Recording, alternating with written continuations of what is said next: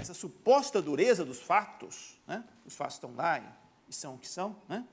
É apenas um artefato produzido pela escolha de nosso uso da linguagem. Não se deve supor que agora estamos aprendendo a realidade, com R maiúsculo, em si mesma, de uma maneira melhor do que nossos antepassados.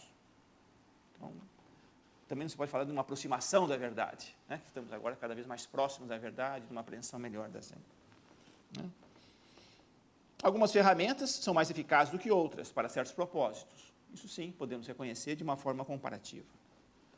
Né? Dentro de uma visão darwinista que ele utiliza nesse sentido, né? Ele vai dizer que surgem formas de expressão, né? Novas formas de expressão, novas metáforas, né? Que produzem mudanças significativas, por exemplo, revoluções num certo período. Depois elas são incorporadas, né? E se tornam normais, né? E outras mais podem surgir para dar conta de certos problemas, né? Ele usa aí claramente Thomas Kuhn, né? A ideia de incomensurabilidade, né? De revolução científica, né? E a ideia também, que Thomas Kuhn também faz uso dessa visão, de uma evolução sem finalidade, né? Uma das importantes, os aspectos relevantes da visão de Darwin é essa de se poder imaginar a evolução não teleológica, né? Não finalista, né? A evolução das espécies não tende a finalidade alguma, né? A mutação, a criação de, né? Geração de vários seres, né? E a partir daí uma pressão do ambiente, uma pressão seletiva do ambiente, né? Sem que se tenha, a partir desse mecanismo de seleção natural, né? Uma espécie ideal, né? Algum objetivo, né? A ser alcançado.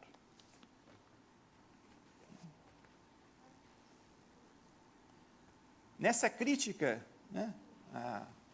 O grande projeto da epistemologia moderna, séculos XVII e XVIII, né?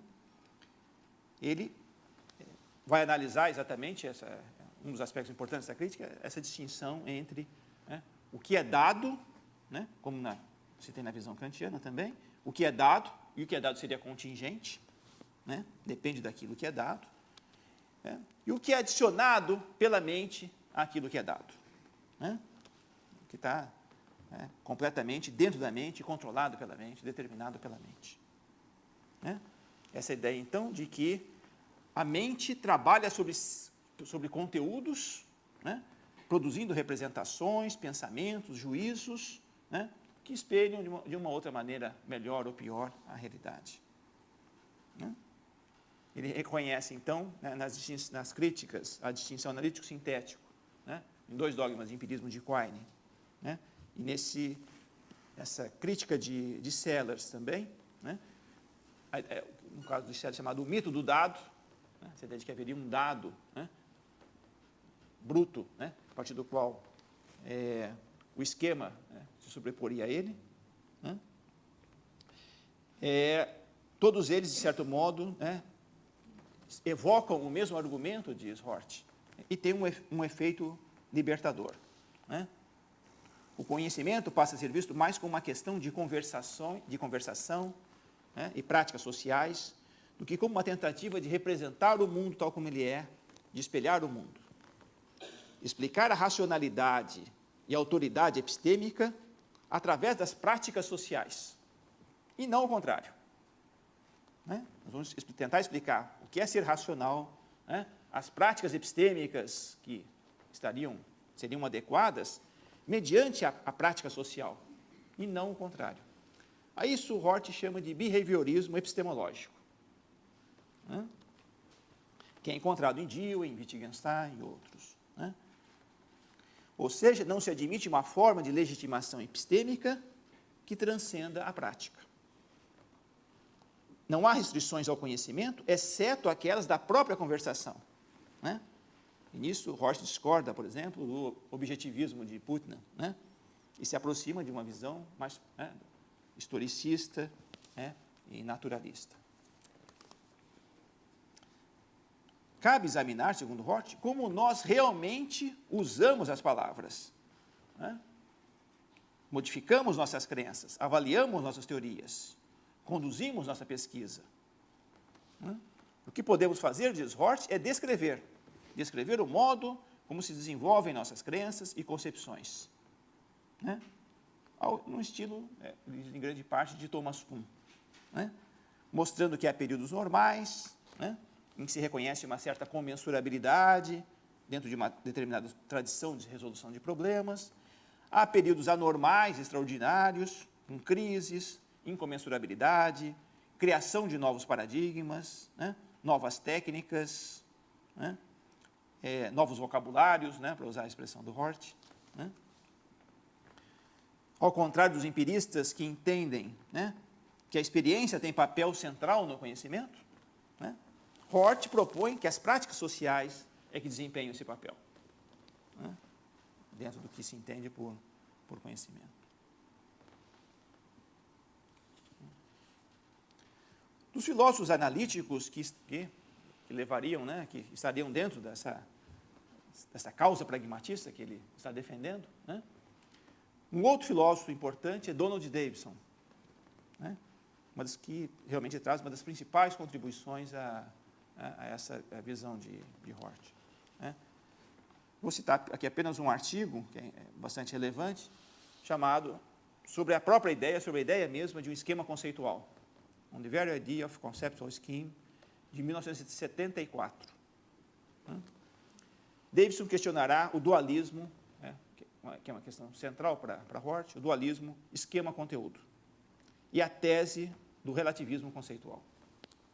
Ele nota que filósofos das mais variadas filiações, né, diz o Davidson, né, costumam falar em esquemas conceituais, que seriam modos de organizar a experiência, de dar forma aos dados dos sentidos, de enquadrar, né, as cenas que se passam, né, e poderia, né, não haver uma maneira, em princípio poderia não haver uma maneira, contando essa história o Davidson, né, poderia não haver uma maneira de traduzir um esquema conceitual em outro.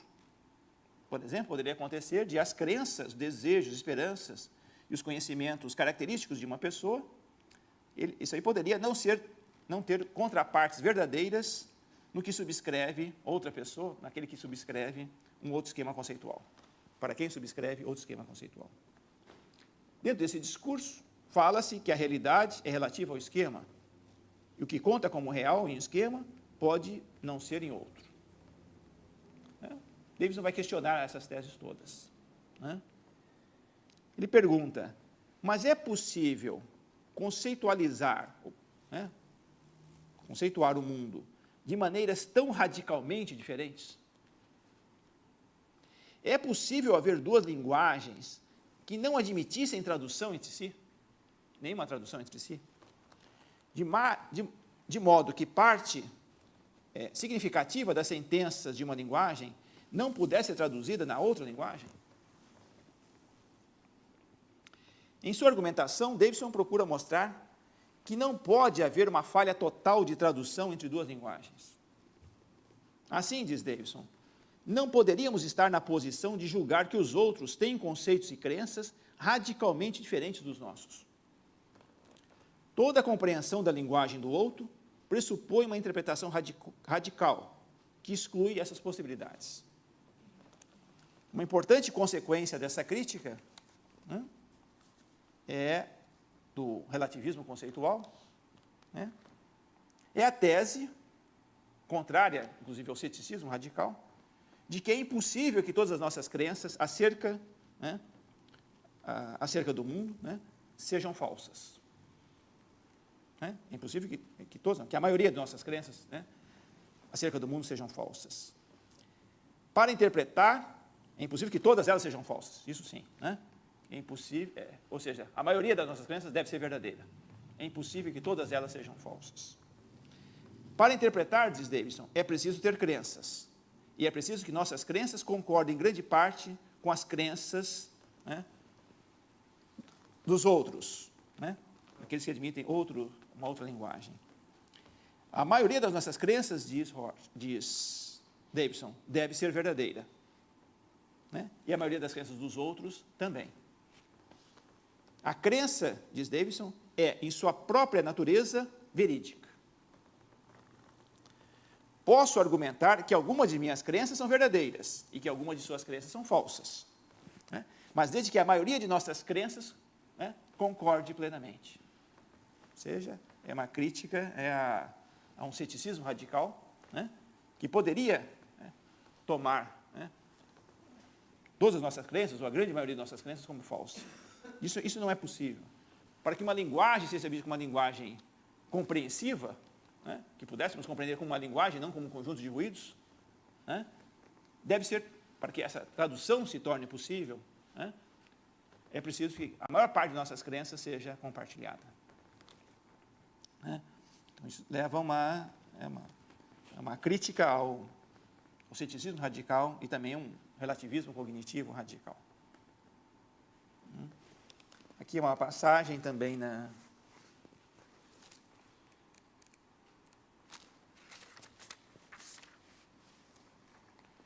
Filosofia e Espírito da Natureza, né?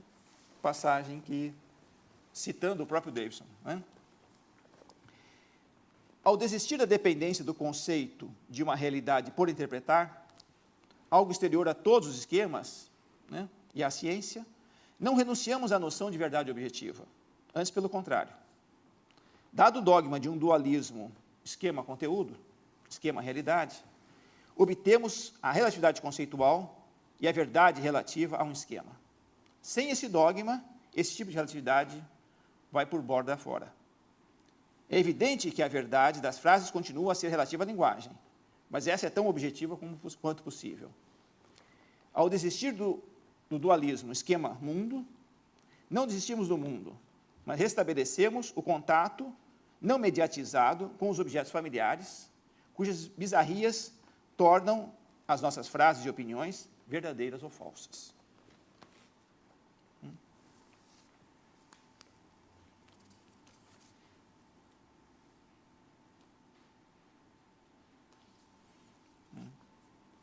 Então, novamente, aqui há a impossibilidade, segundo Davidson, de se manter esse dualismo esquema-conteúdo. Né? Não tem como dizer que há um mundo que é o que é, né? Com certos conteúdos, dados, que poderiam ser organizados segundo esquemas conceituais diferentes, e tão diferentes que um não poderia ser, né, traduzido um no outro. Né? Se é um esquema conceitual, né, ele deve poder ser traduzido em outro esquema conceitual. E aí a própria ideia de esquema conceitual cai por terra. Né? E esquema conceitual só é interessante quando você tem vários esquemas conceituais né, para abarcar o conteúdo.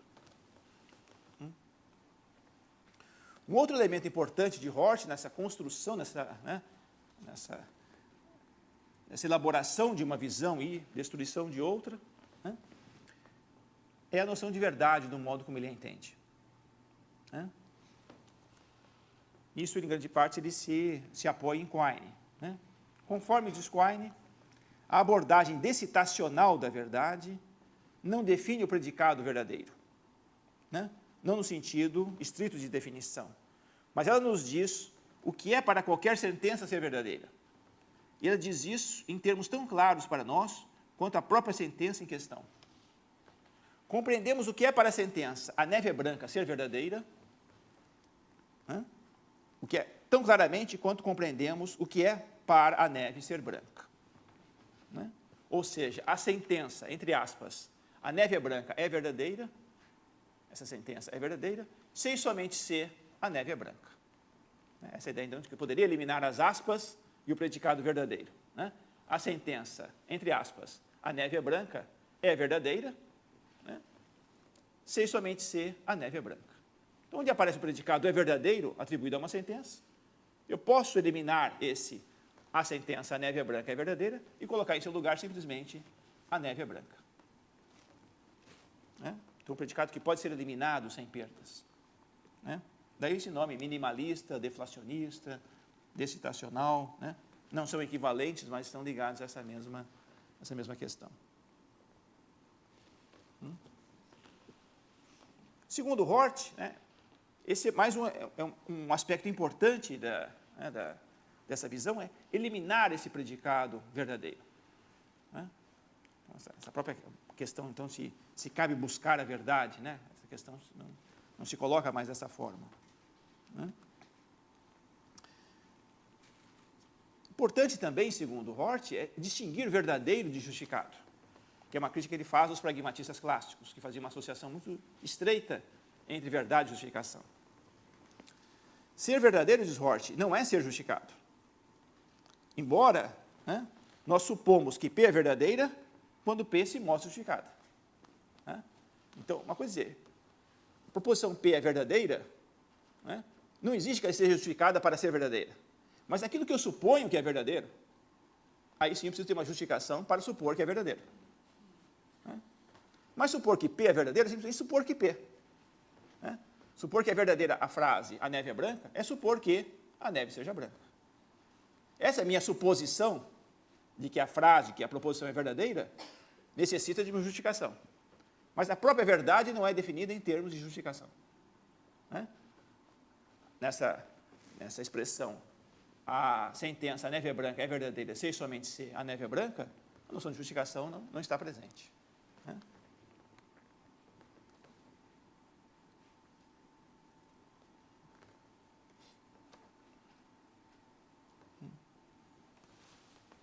Uma outra passagem que o Hort diz: a verdade é com certeza uma noção absoluta, no sentido de que frases como verdadeiro para mim, mas não para você, verídico em minha cultura, mas não na sua, assim como era verdadeiro naquele tempo, mas não é mais agora, são estranhas e inúteis. Enquanto nós sempre dizemos bom para esse propósito, mas não para aquele, correto nessa situação, mas não naquela, isso parece paradoxalmente irrelevante relativamente à verdade com respeito a propósitos e situações. Por outro lado, faz todo sentido dizer justificado para mim, mas não para você. Justificado na minha cultura, mas não na sua. Né? Assim, quando James diz o verdadeiro é aquilo que é bom na forma de crença ou em matéria de crença, né? Ele foi acusado de confundir justificação com a verdade, o relativo com o absoluto. Né? Aí ele vai fazer uma crítica aos pragmatistas que fizeram realmente essa confusão. Né? Quando eu digo que o que é verdadeiro é o que é bom em matéria de crença, na forma de crença, né? Eu estou definindo o verdadeiro dessa maneira, né? Eu estou dando uma noção epistêmica ao verdadeiro. E aí o que é bom hoje pode não ser amanhã. Então a verdade ficaria, não teria essa estabilidade, né? Não seria, né, absoluta nesse sentido. William James, né, teria de fato feito melhor se houvesse dito que termos como o bom na forma de crença e o que é melhor para nós acreditarmos são definições de justificado, mais do que de verdadeiro. Mas ele poderia ter ido adiante e dito que não temos outros critérios para a verdade que não sejam os da justificação. Aí já é critério, não é definição de verdade. Critério para tomar uma proposição como verdadeira. E que justificação e ser melhor para acreditarmos serão sempre noções tão relativas a audiências como são as noções de bondade em relação aos propósitos, de retidão em relação às relações, em relação às situações, etc. Uma vez considerado que verdadeiro é um termo absoluto, suas condições de aplicação serão sempre relativas. Pois não há algo como uma crença que seja justificada, né, de uma vez por todas, pela mesma razão que não há uma crença que possa ser para todo sempre indubitável. Há um grande número de crenças, por exemplo, 2 mais 2 são 4, o holocausto aconteceu, sobre as quais ninguém com quem nos importa discutir terá qualquer dúvida. Mas não há nenhuma crença que possamos conhecer que seja imune a toda e qualquer dúvida possível. Né? O falibilismo. Né? Então, a importância, segundo Hort, de distinguir, né, verdade de justificação. Né? Dando, então, ao conceito de verdade, né, esvaziando o conceito de verdade, né, dentro de uma visão, uma abordagem decitacional, né, e deixando a justificação, né, essa questão do que pode ser bem justificado hoje, pode não ser amanhã, depende das condições, depende da cultura, depende do jogo de linguagem, né, em que se coloca. Essa visão, segundo Hort, né, nos libertamos de uma série de pressupostos, né, dessa metáfora que essa metáfora traz consigo, né? Nós nos aproximamos daquilo que Hort vai chamar de um ironismo liberal, né? Esse ironista, diz Hort, tem uma série de características que poderiam ser atribuídas a ele. Uma delas é o nominalismo, né? Uma atenção constante, né, ao particular, por oposição ao transcendente. Outra é o historicismo, reconhecer a contingência de suas crenças, de seus desejos mais centrais, que não se referem a algo que está, né, lá fora, né, e que estão circunscritos a um certo tempo e a um certo lugar. E uma visão crítica, né? Uma visão crítica constante sobre as visões de mundo, inclusive as nossas, todas elas, inclusive as nossas, né? Fazer críticas constantes, ele diz, e radicais a seu vocabulário, ao seu próprio vocabulário final. Perceber que o argumento formulado em seu vocabulário, né, não pode subscrever nem dissolver essas dúvidas, né? Não pensar que seu vocabulário esteja mais próximo da verdade do que outros, né? Embora se faça uso de um determinado vocabulário, de um certo ponto de vista, que não tem como não fazer uso, né? Perceber que ele se dá de uma forma contingente, né? Que hoje é assim, que antes não era assim, e que não estamos, dessa forma, nos aproximando de algo cada vez melhor, cada vez mais perfeito, né? Cada vez mais próximo da verdade.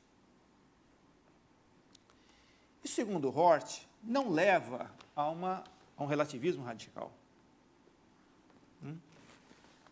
Página 165 aqui do texto, do pragmatismo, ele diz: é frequente a referência a essa posição, né, feita com um certo descaso, chamando-a de relativismo cultural.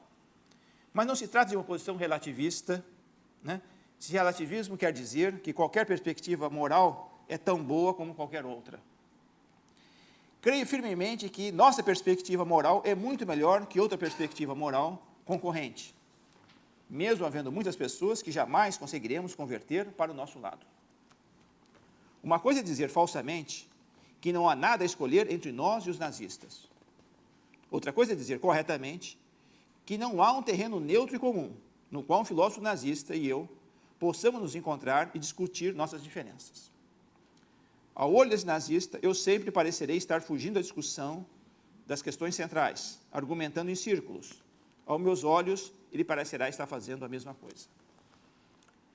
Sócrates e Platão sugeriram que, se nós nos esforçássemos o suficiente, descobriríamos crenças que todo mundo acharia intuitivamente plausível, e que entre essas haveria crenças morais, cujas implicações, quando compreendidas claramente, nos fariam a um só tempo virtuosos e conhecedores. Para certos pensadores, Alan Bloom e outros, deve haver tais crenças, pivô imóveis que determinem a resposta à pergunta que a alternativa moral ou política é objetivamente válida. Para pragmatistas, né, seguidores de Dewey como eu, a história e a antropologia são suficientes para mostrar que não existem esses pivôs imóveis e que buscar objetividade é apenas uma questão de conseguir tanto quanto acordo intersubjetivo quanto possível.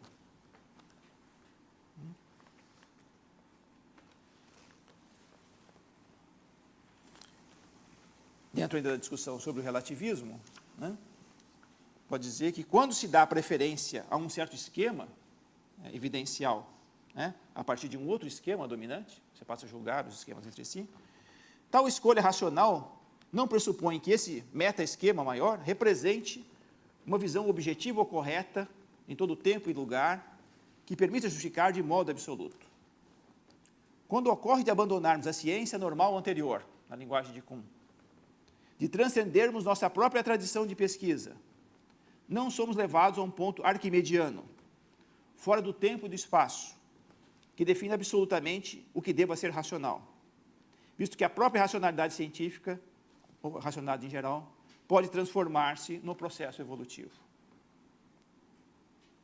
Feyerabend diz, né, que os padrões de um debate científico só parecem objetivos porque se omite a referência à tradição considerada, ao grupo de adeptos, né, que utilizam dessa tradição. Assim sendo, o relativismo cognitivo não consiste apenas em afirmar que a verdade ou a justificação de toda a crença é relativa a princípios e padrões de um certo sistema de regras de evidência.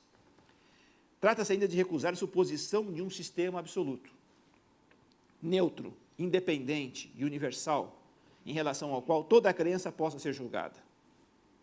Nesse sentido, o relativista não atribui estatuto privilegiado a nenhuma visão particular, né, nem mesmo ao relativismo. Ele tem que ser consequente, né? O relativista não pode impedir que o absolutista, né, que seria o seu oponente, sustente que o relativismo é falso. Mas ainda assim é permitido ao relativista manter a preferência por sua posição, que a seus olhos se salienta em relação aos demais, pois, segundo o relativista, o absolutista também não tem como evitar que o relativista se mantenha relativista. As tentativas de mostrar que o relativismo é inconsistente, né, incoerente, que ele se autodestrói, né, o Putin fala que é um suicídio mental, o relativismo, né, baseiam-se na suposição de que o relativista deva apresentar uma defesa em que sua posição se mostre sem petição desse princípio, ou seja, sem circularidade, né, melhor que a de seu oponente, e o possa compelir a optar pelo relativismo. Mas o relativista, consistentemente, admite que não é só o relativismo que tem boas razões em seu favor. Também o absolutista pode ter boas razões para manter-se em tal posição, numa típica situação de incomensurabilidade. Enfim, não há nada de paradoxal no fato de o relativismo ser mantido por uns e não por outros, pois ninguém está obrigado a aceitar todas as opiniões dos outros como verdadeiras.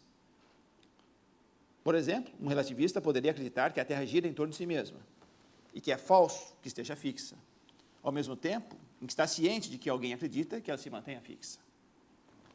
O que o relativista tenciona é, nas palavras de Goodman, né, converter alguém ao seu ponto de vista, sem tentar fundamentar absolutamente seu ponto de vista. O que ele diz é aproximadamente o seguinte: veja como as pessoas naquela época, muito tempo atrás, né, tinham uma outra concepção de mundo, diferente da nossa. Se você estivesse no lugar deles, não manteria suas crenças atuais, né? Com efeito, o relativista não se obriga a demonstrar que, a partir de certos princípios, certas premissas, segue-se inexoravelmente a verdade do relativismo, né? Então, essa tentativa de mostrar que, né, não é um relativismo de que tudo vale, de que qualquer crença é tão boa quanto qualquer outra, não é esse radical, né? Mas é essa ideia de que, né, estamos dentro de um determinado sistema, né, admitindo um certo sistema, uma certa visão de mundo, e não há como mostrar de uma forma absoluta que ela é superior às outras.